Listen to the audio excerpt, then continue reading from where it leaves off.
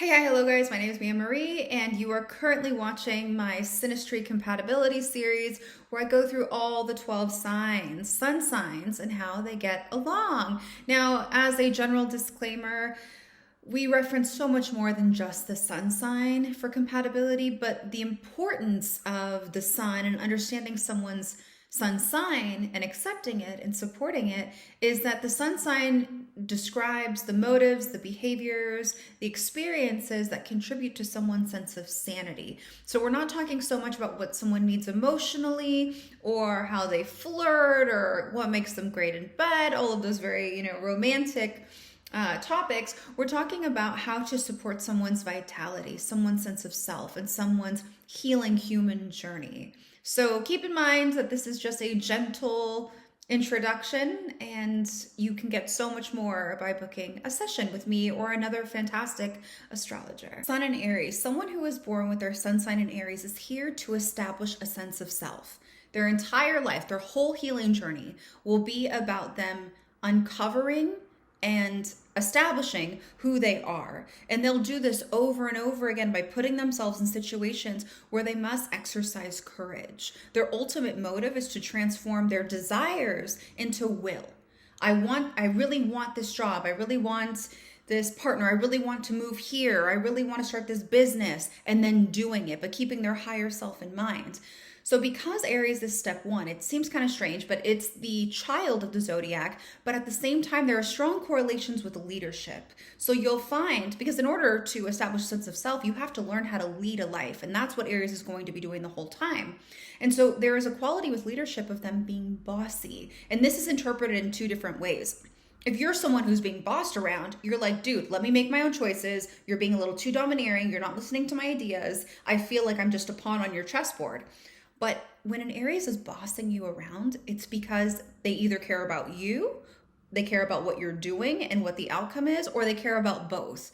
And what you have to understand is that the way that they are talking to you is the way that they're talking to themselves. And so for them to give you directives, or even to talk to you no, this is what it is, that's their way of loving, is by leading.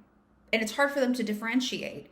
Another thing that you'll notice when you're dating an Aries is that when you're sharing stories about your day or something that you've overcome or something that you're excited about, a challenge point, they're going to bring it back to themselves. And it seems selfish, right? You're sitting here trying to decompress. You want that camaraderie, you want that partnership, and they just kind of steal the mic and start talking about who they are and their experiences. And again, it's because as they're looking at you, it's almost like a mirroring effect. As they're looking at you, they're having a better understanding of who they are, what your place is in the world, but also what their place is in the world.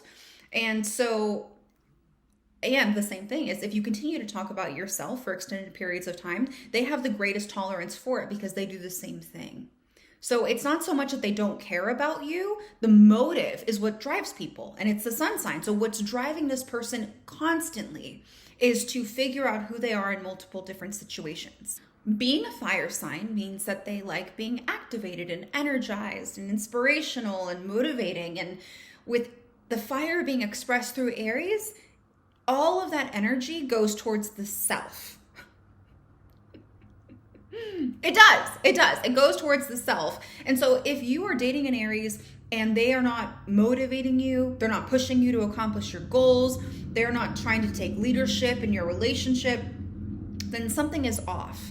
If they're wanting to stay on the couch all day, if they're not exercising, if they are feeling low, fatigued, then something is happening in their emotional body that's preventing them from keeping their pilot light lit. A lot of the times, these are people who Aries are extreme, so the pilot light is just out. Another thing is they don't like a plan. I'm speaking specifically just about Aries sun. If they have different placements, like a moon in Capricorn or a Venus in Capricorn, they're going to love a plan. But if we're just talking specifically about what this person's ego needs as it's developing in lockstep with the soul, this is somebody who needs to not plan. Why? Because they're trying to build courage. They have to put themselves in new situations where they don't have any tools. They just have themselves, their mind, and their gut. And it's by consciously meeting each one of these challenges and overcoming them and maybe getting knocked down and getting back up, they're learning that they can trust in themselves, that they're capable, that they can function independently. And they learn who they are through those trials and tribulations, which is why they don't need a plan. Oh, and another thing is they feel very comfortable if you are completely yourself. They don't want you to be polite. They don't want you to be proper. I mean, again, if you have like those Capricorn placements or something that's a little bit more earthy, then they will prioritize those things, but solely the sun, they feel comfortable when you're cursing or when you're loud or when you're showing them expressions, because it gives them permission to be themselves totally. They can relax. And not only that, they can accept you as you are, and you can accept them as they are. Aries is ruled by Mars, and so it's competitive. Now, this is where in love, they kind of get a bad rep, because yet again, there is this energy that's trying to manifest itself in real life, and it's kind of showing up in the wrong way. We're talking about love, right? Aries is ruled by Mars, and so it's competitive by nature. Its way of flirting, its way of playing, its way of connecting with you truly is wanting to play sports, wanting to beat you at those sports. Kind of like anything you can do, I can do better type attitude. That's how they show love. And the best way that I can use an example is like soldiers at war. They sit and they taunt and make fun of each other relentlessly. They throw out the jokes, but they will, out in the world, die for you. They will show up for you in every which way that they can. Now, some deal breakers for Aries. Anyone who encroaches on their autonomy. The opposite of Aries is Libra. Libra is all about partnership and companionship. So you can see how in love, we're working from a deficit, right? Aries is not programmed inherently for partnership because it doesn't even really know who it is yet. But anyone who's like, oh, we like this, Aries will be very quick to tell you, like, that's a you thing. This is you. This is me. And it's not because they don't like you and they want to separate from you. It's because they don't want to become one. They want to understand the difference. That's what their whole life goal is about, is understanding the difference between them and reality. And so if you are wanting to be their companion, or if you want to constantly run errands with them or do things with them, it's going to repulse them. They don't need a sidekick. They mob alone. Another deal breaker for Aries is not prioritizing them. Now that sounds kind of strange given everything that I just said, but an Aries can tell when you're not number one, when they're not number one, right? It's that competitive nature. If they feel like you are prioritizing someone else, they're pretty accepting of like work and outside accomplishments, but if you're prioritizing someone over them, done. And they're also a little flickery with their flame. So sometimes the relationship is really hot and heavy, and it's important that they keep that fire lit, but you can find an inconsistency in their energy depending on how they're feeling internally and what you're giving them. If you are not making them feel as if they are important, that flame can come off real quick. Sun in Aries is also unapologetically itself unless it's being shamed over and over again for the way that they're trying to get their motives met or their needs met. And the best example that I'll use is like a toddler in a grocery store. Toddlers don't want to be at a grocery store. They don't see the need for it, right? We see the need, but they don't see the need. And so what do? They throw a tantrum. They don't care who sees. They don't care what people think about them. All they can think is, I don't like this. I would rather be somewhere else. And I'm going to make it very clear to the person who I'm involved with. And so you will find yourself managing tantrums with Aries from time to time. Sun in Aries is bold, courageous, independent, vivacious, feisty. They have the zest for life that is unquenchable unless something is seriously wrong. And they're also a spiritual warrior of types. And so you can expect that if you have an Aries on your team, that they are going to protect you, that they're going to make sure that you're leading a life that you're proud of, that they're proud of. They have your back to the fullest extent. Sun in Scorpio, these people come into Earth with a sole motive of transforming lower desires into higher will by being a spiritual warrior. And they often do this by examining pain. Now, I heard this quote today, and it made me think of Scorpio, irregardless of gender, but it was saying that you can either play victim or play the villain. And I think this is beautiful Scorpio energy because oftentimes they find themselves being a depository for the shittiest human experiences. It's almost like they've come to wrestle with the worst of humanity, especially as it relates to emotions. And so oftentimes they are victim, but you rarely ever hear a Scorpio characterize themselves as the victim. Instead, they take on the villain mentality. Now, I'm not saying all Scorpios are villains, but that was just something that I heard today that made me think of them. Scorpio is the second water sign, so it's socially oriented. And so it has this desire to establish a cohesive social order. It recognizes what needs to be eliminated and it just slices it at the knees. If you've ever had a Scorpio boss, they can be cutthroat. They often have some kind of relationship with inheritance or shared resources. They often do things with a partner, and it's because they rule the house of intimacy and shared resources.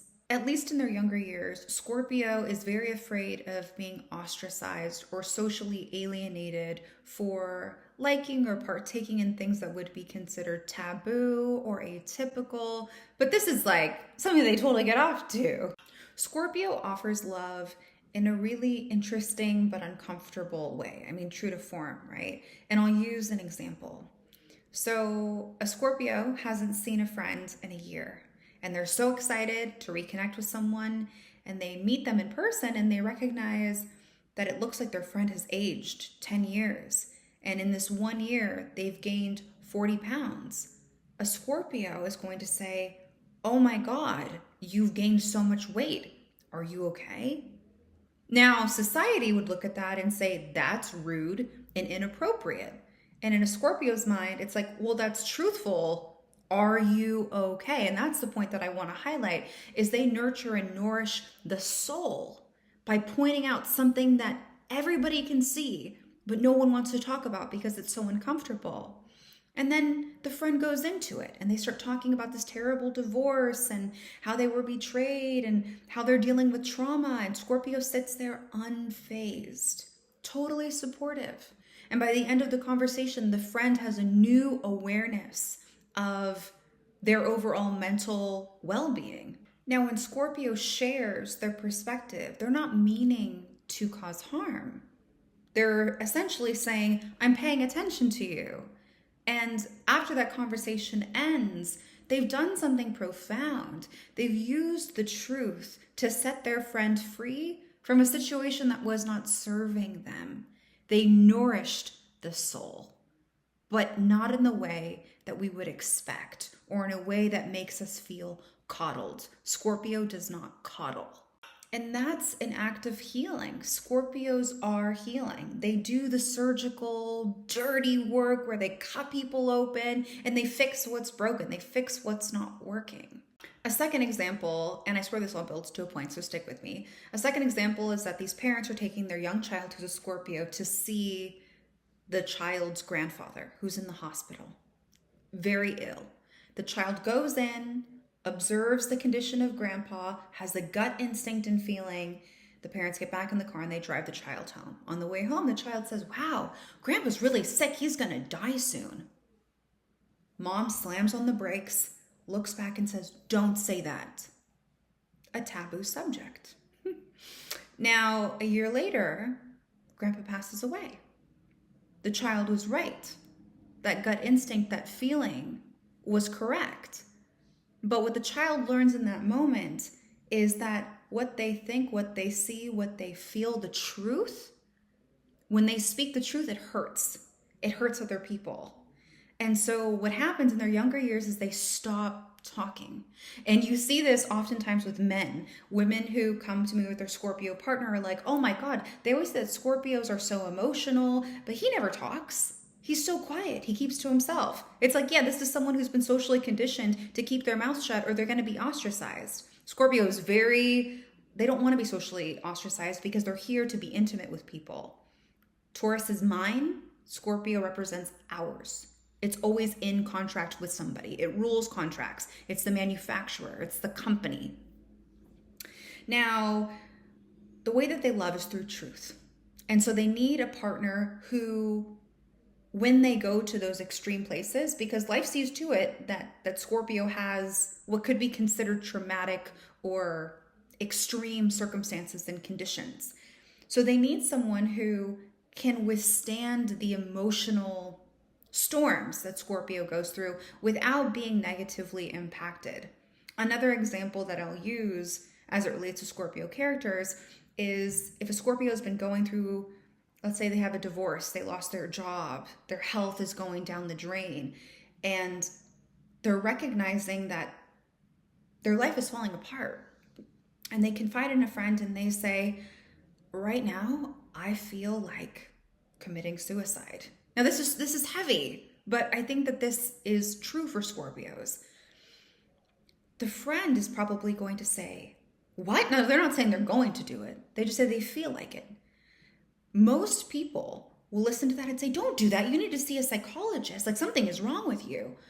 Someone who can be in bed with Scorpio will sit there and say, if I were you, I would feel that same way too. There is no avoidance of the truth. There is no avoidance of deep, dark emotions, of realities that all humans have to withstand. Scorpio seems to get all of the lessons, all of the tough lessons. Hence why they are the spiritual warrior.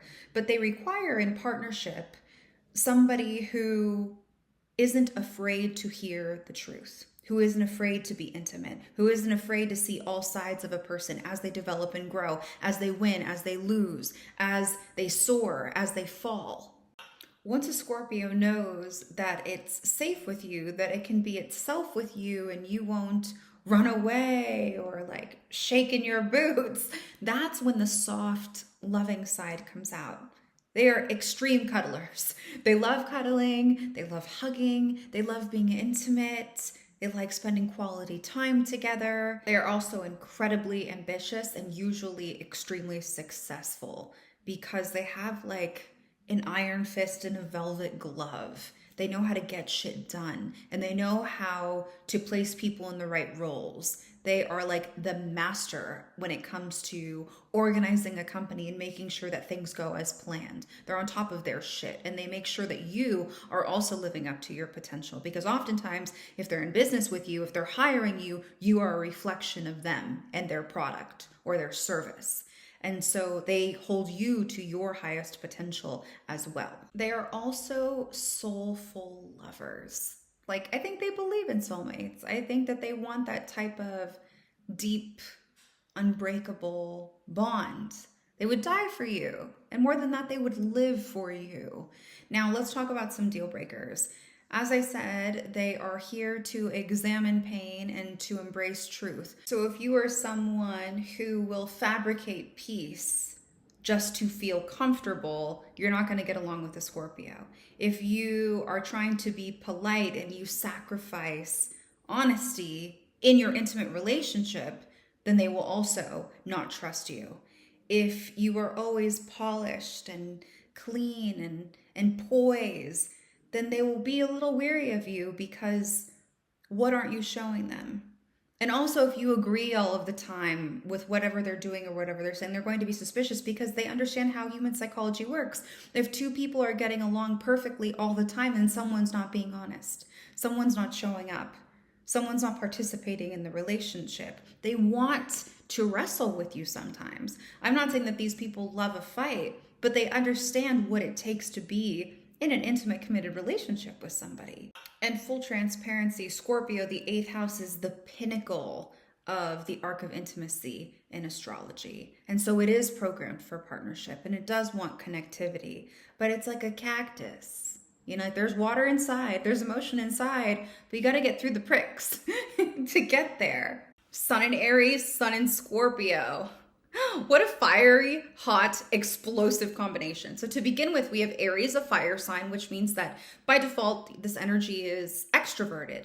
It wakes up in the morning and it needs to move its body to generate energy. Scorpio is a water sign, emotionally based, and wakes up in the morning recharged. And the moment they step out into the world, their energy starts going down. And so we have this kind of exchange where, Scorpio starts here, Aries starts here, and then they have this magic moment in the middle of the day, and then they end the day in completely different conditions.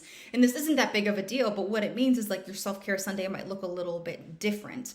Aries is positively charged, Scorpio is negatively charged. So Aries wants to feel inspired, motivated, engaged, and playing with life. It wants to have fun. And Scorpio has often had a quite traumatic life, and it has seen the worst of human behavior. They've seen humans as animals, and they are a little bit more resistant. Aries wants to jump off the cliff like the fool and figure out how it's going to land once it's in the air. Scorpio is someone who has fallen off of the cliff and was unable to figure it out and ended up in a full body cast because of it. And so, we have someone who's big on yes and someone who's big on no, someone who is wanting to trust their own guts and instincts, and someone who needs to develop trust in their gut and instincts, but as it relates to their emotional body. Aries is trying to prove itself physically. I can do anything in the material world. I can actualize myself. And that is Aries' greatest work. Scorpio needs to have courage and strength as it comes to spiritual battles or emotional battles or psychological battles. A lot of these times when I work with people who have strong Scorpio energy, it feels like their life has been, if I didn't already say this, a war zone. And so, if Aries is low functioning, we have to understand that it is the baby of the zodiac. It is conjunct mother, right? It doesn't understand its separateness yet. In fact, like a child, if a child is upset, they think the whole world is upset. If they feel bad, they think the whole world feels bad. There is no difference. And so you'll see that with Aries people, where they just expect that whatever they feel is the end all be all. Their perspective is limited. Because Aries is the youngest, when it feels scared, when it is not rising into the task that is establishing oneself, when it is not taking authority and leadership over its life, it will fall into codependent patterns. Scorpio gets off to that. Scorpio will love watching Aries go from this bold, fiery warrior to someone who just wants to be with them all the time. Eventually, Aries will recognize that they've fallen off the path, and then it will create a whole different set of problems. But in this specific combination, I've seen many Aries, specifically women, pause their own development to fall in love with a Scorpio. And it just makes sense. You guys have this familiarity or comfortability with each other because you guys are both explosive. Aries will scream right back at you, or Scorpio will scream right back at you. And in fact, in that heat of the moment, you guys are both stabilizing yourself, and you're also meeting at a different level that I could never fathom. And so I think that level of expressiveness makes you feel as if you guys can talk to each other honestly. You guys can go to more extreme places together and also still stay connected. It's a very strange phenomena. And because you guys are both ruled by Mars, there is this I'm not tolerating any shit in my life type of attitude. So when you step out into the world, you guys will both kind of be on defense. Aries will be a little bit more playful, and Scorpio will be much more calculated about how they defend and protect themselves. But these are two warriors and soldiers walking through life together. And so I can see you guys having a kind of friendship beneath the relationship that kind of functions like soldiers at war, where you guys kind of like dig at each other relentlessly, and you guys kind of like wrestle with each other. And but at the end of the day, you guys would die for each other. I think that you would probably say that this is a transformative relationship for the both of you, because you guys are bringing the same amount of intensity, the same type of energy, but you're channeling it in different ways. And so Aries is transforming the life force of Scorpio, and Scorpio is transforming the hidden, secret, shadowy area of Aries. And I think that you guys both walk away from it feeling like, whoa, what just happened? But positive, right? It was a positive moment for you. Some areas of concern. Aries is, as I've been saying, the baby of the zodiac, and its biggest accomplishment, and I say this wholeheartedly, its biggest accomplishment is establishing a sense of self. That's why Aries is called selfish, because they're here to self-enlighten. Their soul has finished a journey around the zodiac belt, and it's ready to push restart and reintroduce itself to the world and to itself. It needs to learn the ropes, kind of like you would expect of a newborn baby. And so there's this attitude with Aries where if it doesn't want to be somewhere, it's not going to be there. Like a child at a grocery store, you know, like think about a 1-year-old, a 2-year-old, not two quite yet because that becomes Taurus, but that baby is going to cry. They don't care if they have food on their face, if they're throwing stuff. They don't care who's looking, if mom is upset. They have no awareness of anybody else but themselves. That is pure Aries energy. Now, I'm not saying that they are, like I'm giving them permission to consciously be selfish. I'm just saying that their perspective is oriented much towards themselves. And the way that they bond with you is if you're sharing information with them, it's almost like classified. I saw this last night on social media as like a narcissistic listener. When someone shares something with Aries, the first thing that comes to their mind is, oh, I've done that, or oh, I've been there, oh, I know that person, and they want to make a connection in that way. And you might think like, dude, you never listened to me. And you can probably create that conversation of like, you know, instead of sharing your story, why don't you ask me like a follow-up question? So it's trainable, right? Aries are trainable, but their knee-jerk reaction is to bring it back to themselves. And I have multiple friends with specifically Moon in Aries or Venus in Aries, and it happens. Now, Scorpio may look at that and say, it's always about you. Like, I think about you all the time. I am aware of how you're feeling. I'm aware of what you might want. I always consider you, and you never seem to consider me. And the reason why is we have this really interesting dynamic where Aries is about the self and Scorpio is about deep intimacy, merging with someone, becoming one with somebody. Now you could have a Scorpio with like a moon in Aquarius, right? And then we have someone who is very detached from the emotional work that they need to be doing. It's almost kind of like they've detached from the body to save themselves and keep themselves moving on the course that is life. But all other aspects aside, Scorpio is very much a we person. Aries in turn might feel like you're trying to swallow me whole. You're trying to gobble me up.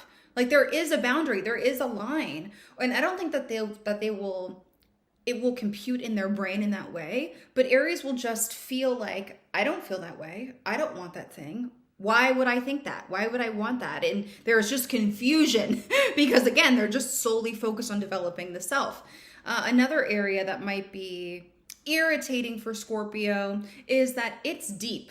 It is traumatized and it wants to talk about the hard truths. Now, Aries can talk about hard truths, but it doesn't really want to be emotional. It doesn't want to go to hell. I mean, it is a fire sign, but it doesn't want to expose itself unnecessarily to situations that are negative or emotionally uncomfortable. And so there are times when, you know, Scorpio could be feeling really down. This is how I see it playing out. And I think I used this example in the introductory part of the video. But I can see Scorpio being like, you know what? I've lost my job. I was a soldier at war and I have PTSD. And they're listing off all these things that have happened. And they're like, I feel like committing suicide sometimes. And that's a really hard thing to hear for some people. And you know, Scorpio's not saying that they are, and I do think that if anyone communicates that to you, I'm not giving you any professional, you know, advice, but I do think personally it is helpful to recommend that people seek help and support because it's everywhere. But also, sometimes Scorpio just needs to be affirmed, not changed. Because I can see Aries being like, oh my God, what's wrong with you? You need to see a therapist. You shouldn't be feeling that way. Don't say that. Stop that. And when Scorpio hears that, they're going to feel ostracized. They're going to feel like, oh, when in actuality, maybe if Aries did put themselves in that headspace, if they allowed themselves to envision what that life would look like and what it does to the body, then they would feel the same way. I'm not telling Aries to give Scorpio permission to do self-harming behavior. Absolutely not. But what I'm saying is Scorpio needs to be able to say the intense thing that it's thinking and feeling without being punished and without feeling like they are now the other or that there's something wrong with them because they already feel that. And if it's coming up in their relationship, Scorpio may feel like I can't be positive all the time. I'm not positive. That's not me. That's you. And it will make them invisible.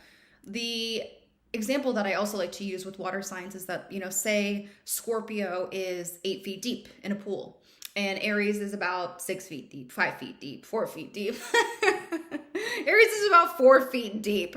And, No matter how much Aries loves Scorpio, 4 feet cannot fathom 8 feet. No matter how hard Aries bangs its head against the concrete floor, it will never understand that 4 feet of Scorpio, where it is just going through the motions and the emotions, and it's riding the waves, and it's having these spiritual and psychological breakthroughs. And so in this huge space, Scorpio feels distant and apart from Aries. And that is going to be the main driver. I would imagine that Scorpio would be the person to leave because they need that intimacy. And if Aries doesn't have the perception or the willingness or the ability, I mean, you could have a water moon or a water rising or other water placements that would give you that permission slip, that would better equip you for those types of conversations and situations. But if a Scorpio can sense that you are not able to do the deep dive, then I can see them splitting and parting ways. But I do think that this romantically could be a very hot relationship. Aries loves to be number one, and Scorpio will make sure that you feel like you're number one if they're serious about you. And they're intense, they'll fight for each other, they'll die for each other, and I think more importantly, they would live for each other. So this is immediately what comes to my mind. If you would like to work one-on-one with me, you can find me at willandrising.com/services. Toodles.